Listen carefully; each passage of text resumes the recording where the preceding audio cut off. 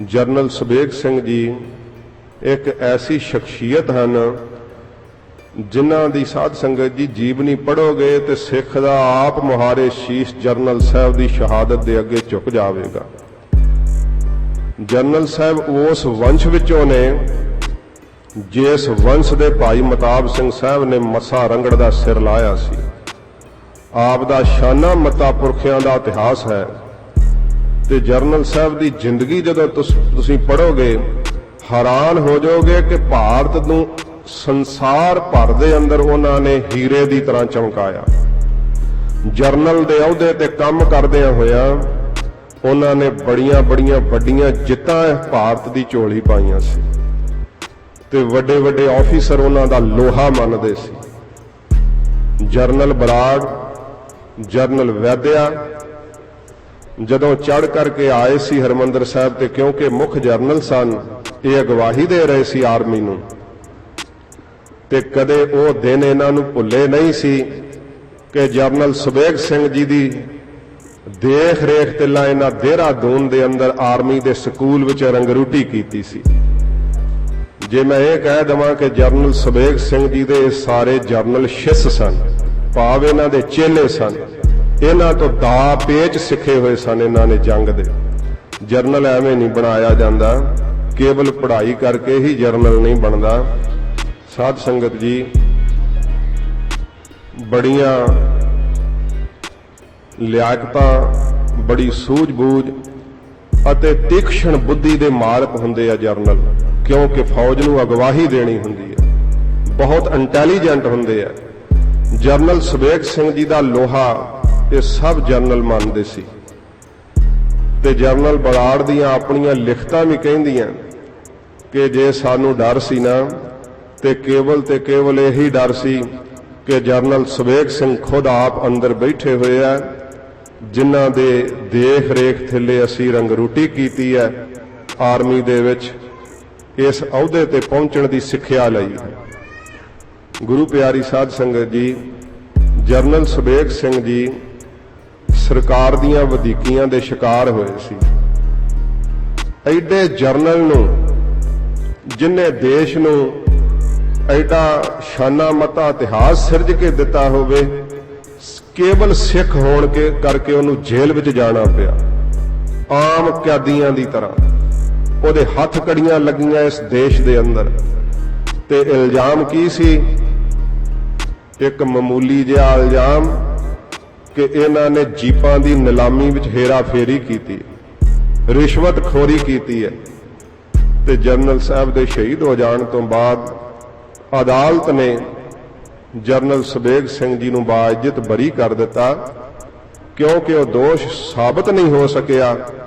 पर की सरकार ने कदे मन में सोचिया, ये देश के बशिंदियां ने सोचिया कि एडी वड्डी कुर्बानी देण वाला जरनल, सारी उम्र देश के प्रति निष्ठा ते प्यार विच जिउण वाला जरनल, क्यों हरमंदर साहब जा करके उसने अपनी ही आर्मी के खिलाफ हथियार उठाए, ते क्यों उसने इस राह नूं चुनिया?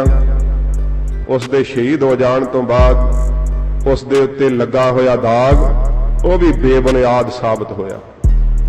कि जरनल साहब की रूह नूं शांति वास्ते कदे सरकार ने माफ़ी मंगी है कि एडे वड्डे जरनल तू देश लिए इन्नी निष्ठा नाल काम कीता है, असी तेरे ते बेबुनियाद ये इल्जाम लाया जिहड़ा साबित भी साडे कोलों नहीं हो सकिया।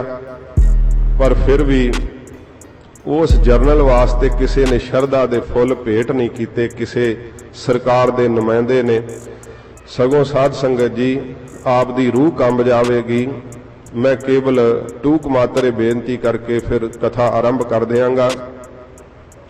कल नूं मैं केवल शहीदां दी बाबत बेनती करांगा ते फिर परसों तो गुरु हरगोबिंद साहब जी महाराज का प्रकाश पुरब भी है, सतगुरु जी के प्रकाश पुरब की कथा होवेगी।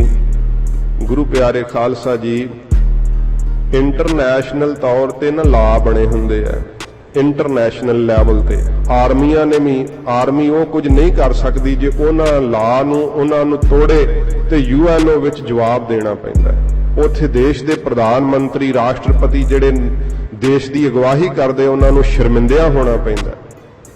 ਉਹਨਾਂ ਨੂੰ ਉਸ ਸਮੇਂ ਉੱਥੇ ਪੁੱਛਿਆ ਜਾਂਦਾ ਇੰਟਰਨੈਸ਼ਨਲ ਲਾ ਬਣਿਆ ਹੋਇਆ ਜਦੋਂ ਲੜਦਿਆਂ ਹੋਇਆ ਕਿਸੇ ਵੀ ਫੌਜ ਦਾ ਵੱਡਾ ਜਰਨਲ ਦੂਸਰੀ ਦੁਸ਼ਮਣ ਫੌਜ ਦੇ ਹੱਥ ਲੱਗ ਜਾਵੇ ਉਹਨੂੰ ਬੜੇ ਸਤਿਕਾਰ ਦੇ ਨਾਲ ਜਿਹੜਾ ਹੈ ਉਹਨੂੰ ਪੇਸ਼ ਕੀਤਾ ਜਾਂਦਾ ਹੈ। ਕਾਨੂੰਨ ਦੇ ਮੁਤਾਬਕ ਉਹਦੇ ਉੱਤੇ ਜਿਹੜੇ ਆ ਸਾਧ ਸੰਗਤ ਜੀ ਦੋਸ਼ ਆਇਦ ਕੀਤੇ ਜਾਂਦੇ ਆ ਤੇ ਇੱਥੋਂ ਤੱਕ ਕਿ ਜੇ ਦੁਸ਼ਮਣ ਦੀ ਫੌਜ ਦਾ ਜਰਨਲ ਉਹਦੀ ਲੋਥ ਮਿਲ ਜਾਵੇ ਤੇ ਉਹਦੇ ਧਰਮ ਦੇ ਮੁਤਾਬਕ ਉਹ ਰਹੁ ਰੀਤਾਂ ਦੇ ਮੁਤਾਬਕ ਬੜੇ ਅਦਬ ਸਤਿਕਾਰ ਦੇ ਨਾਲ ਉਹਦਾ ਅੰਤਮ ਸੰਸਕਾਰ ਕਰਨਾ ਚਾਹੀਦਾ। ਇਹ ਲਾਭ ਬਹੁਤ ਦੇਰ ਤੋਂ ਇੰਟਰਨੈਸ਼ਨਲ ਪੱਧਰ ਤੇ ਬਣੇ ਹੋਏ ਆ। ਅੰਗਰੇਜ਼ਾਂ ਨੇ ਕਿੰਨਾ ਸਿੱਖੀ ਦਾ ਘਾਣ ਕੀਤਾ ਪਰ ਜਿਸ ਸਮੇਂ ਸਰਦਾਰ ਸ਼ਾਮ ਸਿੰਘ ਅਠਾਰੀ ਦੀ ਲੋਥ ਉਠਾਈ ਸੀ ਰਣਕੱਤੇ ਵਿੱਚੋਂ ਤੇ ਅੰਗਰੇਜ਼ ਜਰਨਲਾਂ ਨੇ ਸੀਸ ਝੁਕਾ ਕੇ ਤੇ ਸਮੇਂ ਗੋਲੀਆਂ ਚਲਾ ਕੇ ਸਰਦਾਰ ਦੀ ਦੇਹੀ ਨੂੰ ਸਲਾਮੀ ਦਿੱਤੀ ਸੀ। ਬੜੇ ਅਦਬ ਸਤਿਕਾਰ ਨਾਲ ਸਰਦਾਰ ਸ਼ਾਮ ਸਿੰਘ ਅਟਾਰੀ ਦਾ ਸਰੀਰ ਅਟਾਰੀ ਵਿੱਚ ਆਇਆ ਸੀ। ਸਰਕਾਰੀ ਸਨਮਾਨਾਂ ਦੇ ਨਾਲ ਸਰਦਾਰ ਦੀ ਅੰਤਮ ਦੇਹੀ ਦਾ ਉੱਥੇ ਅੰਤਮ ਸੰਸਕਾਰ ਹੋਇਆ ਸੀ। ਆਪ ਦੇ ਹਿਰਦੇ ਸੁਣ ਕੇ ਬਲੂੰਦਰੇ ਜਾਣਗੇ। ਜਰਨਲ ਸੁਬੇਗ ਸਿੰਘ ਜੀ ਦਾ ਪਵਿੱਤਰ ਸਰੀਰ ਤਹਿਖਾਨੇ ਵਿੱਚ ਪਿਆ ਸੀ। ਸ੍ਰੀ ਅਕਾਲ ਤਖਤ ਸਾਹਿਬ ਦੇ ਭੋਰੇ ਵਿੱਚ ਪਿਆ ਸੀ ਜਿਹਨੂੰ ਇੰਗਲਿਸ਼ ਵਿੱਚ ਬੇਸਮੈਂਟ ਕਹਿੰਦੇ ਆ ਕਿਉਂਕਿ ਜਦੋਂ ਜਰਨਲ ਸਾਹਿਬ ਸ਼ਹੀਦ ਹੋਏ ਸਨ ਮਹਾਂਪੁਰਖ ਆਪ ਉਹਨਾਂ ਦੇ ਸਰੀਰ ਨੂੰ ਚੱਕ ਕੇ ਭੋਰੇ ਸਾਹਿਬ ਵਿੱਚ ਲੈ ਗਏ ਸੀ ਤੇ ਉਸ ਥਾਂ ਤੇ ਅਖੀਰਲੇ ਕੁਝ ਸ਼ਬਦ ਜਰਨਲ ਸਾਹਿਬ ਨੇ ਕਹੇ ਸੀ ਕਿ ਮਹਾਰਾਜ ਮੇਰੀ ਇਹੀ ਸੇਵਾ ਆਪਨੇ ਪ੍ਰਵਾਨ ਕਰਨੀ। ਹੁਣ ਗੁਰੂ ਰਾਮਦਾਸ ਸਾਹਿਬ ਜੀ ਨੇ ਮੈਨੂੰ ਆਪਣੇ ਚਰਨਾਂ ਵਿੱਚ ਬੁਲਾ ਲਿਆ, ਮੇਰੀਆਂ ਹੋਈਆਂ ਭੁੱਲਾਂ ਨਾ ਚਿਤਾਰਨੀਆਂ। ਇਹ ਬਚਨ ਕਹਿ ਕੇ ਜਰਨਲ ਸਾਹਿਬ ਨੇ ਆਪਣੇ ਸਵਾਸ ਦੇ ਦਿੱਤੇ ਸੀ। ਜਰਨਲ ਸਾਹਿਬ ਦੀ ਪਾਵਨ ਦੇਹੀ ਦੇ ਕੋਲ ਕੀਰਤਨ ਸੋਹਲੇ ਦਾ ਪਾਠ ਸੰਤ ਬਾਬਾ ਜਰਨੈਲ ਸਿੰਘ ਜੀ ਨੇ ਆਪ ਕੀਤਾ ਸੀ। ਅਰਦਾਸ ਕੀਤੀ ਸੀ ਆਪ ਗਲ ਵਿੱਚ ਕੱਲਾ ਪੱਲਾ ਪਾ ਕਰਕੇ। ਜਿਸ ਵਕਤ ਫੌਜ ਐਂਟਰ ਕੀਤੀ ਨਾ, ਇਹ ਮੈਂ ਕੱਲ ਨੂੰ ਹੋਰ ਸਾਰਾ ਵਿਸਥਾਰ ਸਹਿਤ ਬੇਨਤੀ ਕਰਾਂਗਾ। ਜਰਨਲ ਸਾਹਿਬ ਦੀ ਦੇਹੀ ਜਿਸ ਸਮੇਂ ਫੌਜ ਦੇ ਹੱਥ ਲੱਗੀ, ਸਾਧ ਸੰਗਤ ਜੀ ਸੱਜੇ ਪੈਰ ਨੂੰ ਰੱਸਾ ਪਾ ਕਰਕੇ ਸਰਦਾਰ ਸੁਬੇਗ ਸਿੰਘ ਜਰਨਲ ਦੀ ਦੇਹੀ ਨੂੰ ਘਸੀਟ ਕੇ ਸ੍ਰੀ ਅਕਾਲ ਤਖਤ ਸਾਹਿਬ ਦੇ ਵਿਹੜੇ ਵਿੱਚ ਲਿਆਂਦਾ ਗਿਆ। ਉਹ ਫੋਟੋਆਂ ਮੌਜੂਦ ਨੇ ਤੇ ਜਰਨਲ ਸਾਹਿਬ ਦੀ ਪਾਵਨ ਦੇਹੀ ਨੂੰ ਇੱਕ ਆਮ ਫੌਜੀਆਂ ਨੇ ਠੁੱਡ ਮਾਰਨਾ ਕੀਤੇ। ਇਹ ਇੰਟਰਨੈਸ਼ਨਲ ਲਾ ਦੇ ਬਿਲਕੁਲ ਉਲਟ ਤੇ ਖਿਲਾਫ ਹੈ।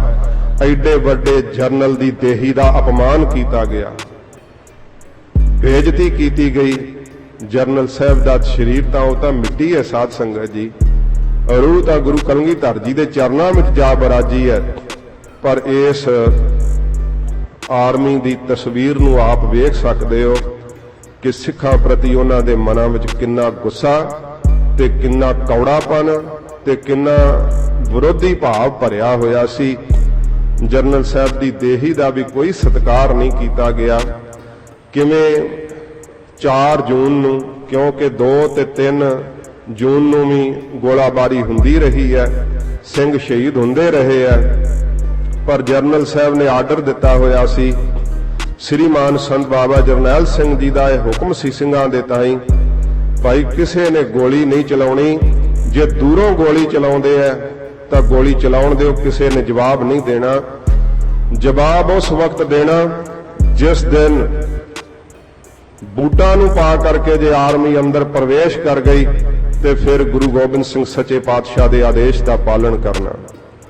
ਕਿਉਂਕਿ ਸਾਧ ਸੰਗਤ ਜੀ ਜ਼ਾਲਮ ਵੇਖਣਾ ਚਾਹੁੰਦਾ ਹੈ ਕਿ ਕੌਮ ਦੇ ਖੂਨ ਵਿੱਚੋਂ ਚਮਕੌਰ ਸਾਹਿਬ ਦਾ ਯੁੱਧ ਭੁੱਲ ਗਿਆ ਜਾਂ ਅਜੇ ਯਾਦ ਹੈ, ਪਰ ਉਹਨਾਂ ਮਰ ਜੀਵੜਿਆਂ ਨੇ ਆਪਣੀਆਂ ਛਾਤੀਆਂ ਵਿੱਚ ਗੋਲੀਆਂ ਖਾ ਕੇ ਸਾਬਤ ਕਰ ਦਿੱਤਾ ਕਿ ਕੌਮ ਦੀਆਂ ਰਗਾਂ ਵਿੱਚ ਅਜੇ ਤੱਕ ਚਮਕੌਰ ਸਾਹਿਬ ਦੀ ਗੜੀ ਦਾ ਖੂਨ ਚੱਲ ਰਿਹਾ ਹੈ। ਅਜੇ ਤੱਕ ਚਮਕੌਰ ਸਾਹਿਬ ਭੁੱਲਿਆ ਨਹੀਂ ਹੈ ਖਾਲਸੇ ਨੂੰ। ਇਹ ਉਹਨਾਂ ਸੂਰਬੀਰਾਂ ਨੇ ਸ਼ਾਨਾ ਮਤਾ ਇਤਿਹਾਸ ਸਿਰਜਿਆ।